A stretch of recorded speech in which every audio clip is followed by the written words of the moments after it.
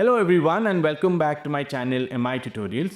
Have you ever struggled with dynamically displaying dates and weeks in a matrix visual? You create measures for each day but the headers remain static, and when the last week changes your report doesn't update automatically?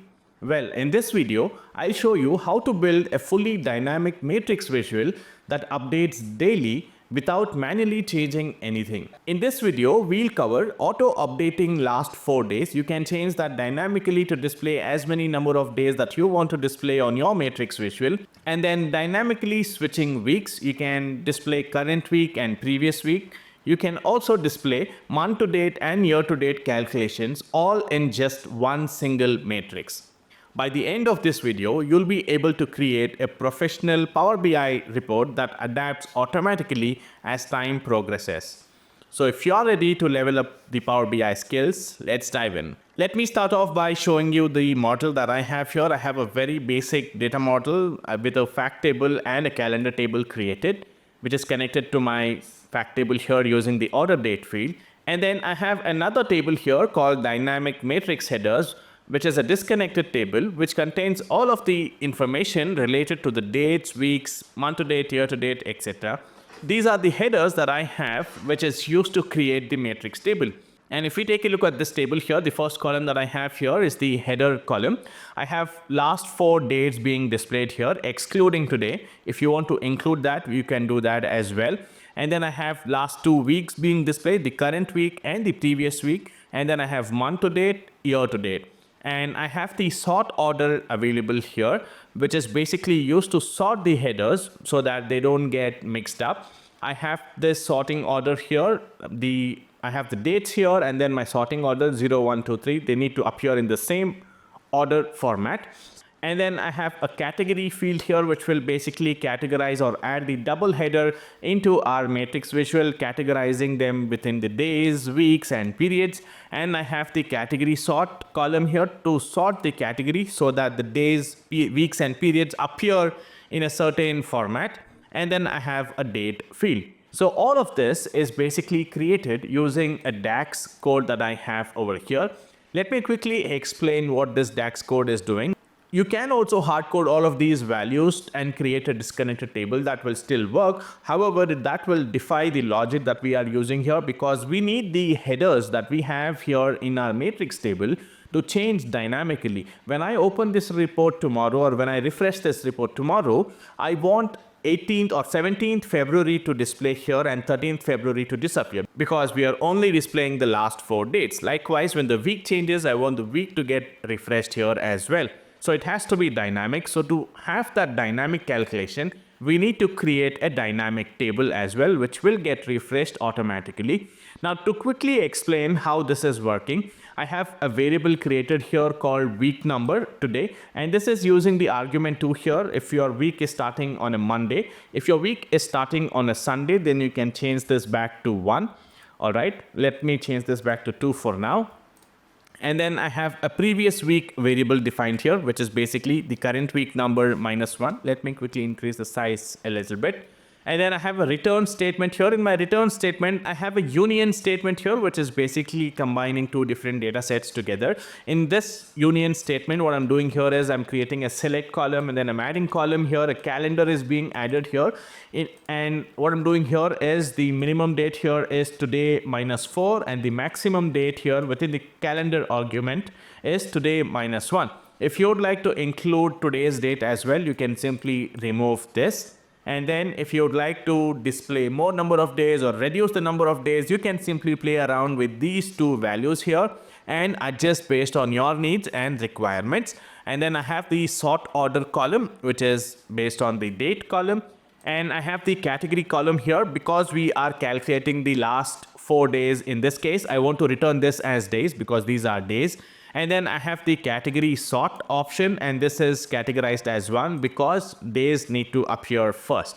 If they need to appear later, then you can change this particular value to so that they appear later in the matrix visual. And then I have these fields here, date field, the header field, The date is being formatted in DDMMYY format. I have the category, sort order, category sort, etc. And then the second part of this union statement that I have here, and I'm again using the select column function here. And the first column that we have here is the date. I don't want to return any value for the date, so I have this blank, followed by the header that I have here. In the header, if I go back here in my header column, I have the dates here, and then followed by week 8, week 7. I have hard coded the week here along with a space, and then concatenating that with the current week number, which will change dynamically. And then I have the next section here, which is basically identifying the category, whether it is days or weeks. In this case, since this is a week, I have this returning as weeks, followed by the sort order and category sort, which is 2 here, 0 and 2. Likewise, I have the previous week number. If you would like to add more weeks, you can simply add in another field here and here as well, so that you get more number of weeks. And then I have my previous week here being displayed. So what this is basically doing is it's concatenating the week numbers, the current week number, which is 8, and returning the value as week 8. And this is returning the previous week number, which is week 7. And then I have MTD here, and this is categorized as periods, and the sort order is 2 and then 3. And then YTD, likewise, I have the sort order 2, 3 here. So this is how we are creating this dynamic table here, which will basically get updated as and when we progress in our days. And then I have created another measure here called sales dynamic. And what I've done here in this particular measure is I've created a few variables. Let me quickly explain them.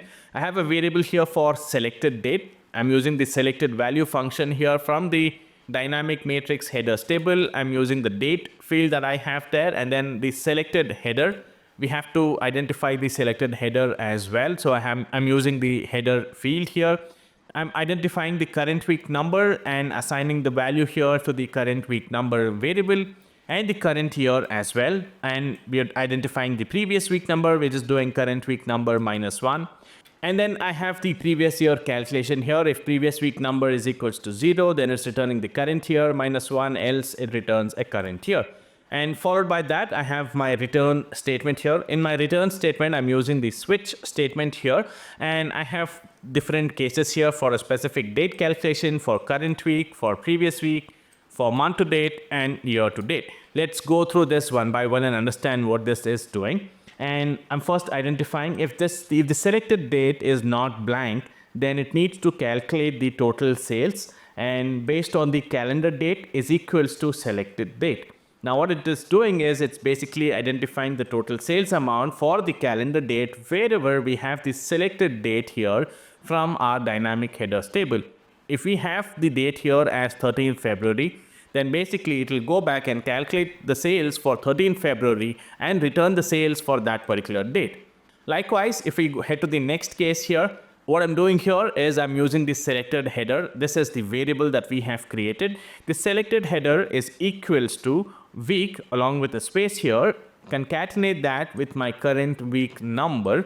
Then it needs to calculate the total sales where my week number, calendar week number, is equals to current week number, and my calendar year is equals to current year. This will basically return the sales for current week. Likewise, I have another case here for previous week where I'm saying that selected header is equals to week and previous week number this time, where I'm calculating the total sales where my week number is equals to previous week number and my calendar year is equals to previous year. Likewise, I'm doing this for month to date. For month to date, I'm calculating the header here wherever my selected header is MTD, month to date. Calculate total sales, and I'm using the function here called dates MTD and passing in the date field from my calendar table. Likewise, for year to date, I'm using the dates YTD function to pass in the calendar field here and then calculate the total sales for year to date. And if none of this is matching, then it's going to return a blank. Now let me create the matrix again from scratch so that you understand how this is done. And I've added the matrix visual here. On my rows, I'm going to add the region, or you can add any other field that you want. So I've added my region here. And then on my column section, I'm going to add the header field that we created into the column section. And now it says that it can't determine the relationship between the fields, but wait till we add the values into the value section. So I have the sales dynamic measure created. I'm going to pull that into the values section. The moment I do that, I have all of my dates appearing here. I have my week appearing here. I have a month to date. I have year to date appearing here as well. Now let's quickly go back into the format style. I'm going to change this into minimal so that it looks nice and clean. And then I'm also going to turn off the column totals because it does not make any sense to have them. And now it's time for us to add the other header, which will basically categorize the days into days, the weeks into weeks, and month to date, year to date, the periods into periods. So to do that, what I can do is I'm going to bring in the category field that I have into my column section. I'm going to add this above the header. And now you can see that there's nothing appearing on our visual. All we have to do is drill down into our matrix visual. So let's right click and say expand to next level. When I do that, I have the double headers now appearing in my visual. All I can do is go to column headers, align my headers to center, text alignment to center, and you can also make them bold if you would like. And now you can see that our headers are appearing in bold. We have double headers appearing in our matrix visual. We have last 4 days appearing, our weeks, the current week and previous week appearing as well, and then we have MTD YTD as appearing on our matrix visual. Now one thing that I forgot to mention here is that when you go into the table view, you have the sort order field and category sort field. Now I have sorted the header here. If you go into the sort by column field, you will see that it is sorted by sort header. So it's important for you to select the header field and sort by column, select sort order, and you also have to repeat the same thing here for category as well. And if I select the category field and go to sort by column, you will see that it is sorted by category sort. If I don't have this category sort, and if I change the sorting here, you will see that our days are appearing here 16, 15, 14, 13, but our periods are appearing somewhere in between the days and the weeks, and our weeks are appearing towards the end. This is not what I want. I want the periods to appear towards the end of the matrix. So it's important for you to have this category sort. So when I come back here, select the sort by column and select category sort, and now go back into your visual, and you will see that our weeks are now appearing ahead of the periods, and periods are now appearing towards the end. I'm also going to share this PBIX file with you guys so that you can simply download this and test this out from your end, and then try it out. If you have to recreate this in your Power BI reports, you can do that as well. It will be easier for you to create. So that's it guys in this particular tutorial. I hope you found this tutorial helpful. You've learned something new today. Please consider subscribing to my channel for more such tutorials.